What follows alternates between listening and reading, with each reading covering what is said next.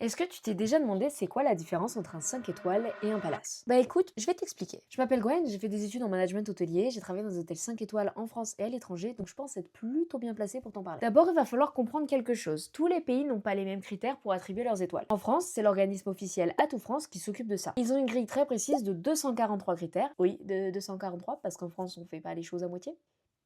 Et selon ton score, tu vas obtenir de 1 à 5 étoiles. Un 5 étoiles ou un palace va forcément remplir positivement ces 243 critères. D'ailleurs, je me permets de briser un mythe, mais le Ritz de Paris n'est pas un palace, c'est un 5 étoiles. Et donc là, tu vas te demander, mais qu'est-ce qu'il faut en plus de ces 243 critères pour obtenir ce fameux label palace? Bah, je vais te le dire. Déjà, il faut être un hôtel 5 étoiles depuis au moins un an. Et ensuite, il faut répondre à ces critères très précis. De 1, des services personnalisés et sur mesure. 2, il faut une situation géographique incomparable. Si tu prends le Plaza Athénée, il est quand même situé sur l'avenue Montaigne. Et le Georges V, bah, il est situé sur l'avenue Georges V, donc à 2 pas des Champs-Élysées. 2, il faut un intérêt historique, esthétique et patrimonial. 2, il faut une fréquentation de personnalités renommées. Parce que oui, tout le monde ne peut pas se payer le palace. Ces 243 critères plus ces autres critères, c'est ce qui va permettre à un hôtel de candidater. Et c'est Atout France et la commission Palace qui vont décerner le label pour une durée de 5 ans. Alors aujourd'hui, il n'existe qu'une trentaine de palaces en France et dont la grande majorité est à Paris.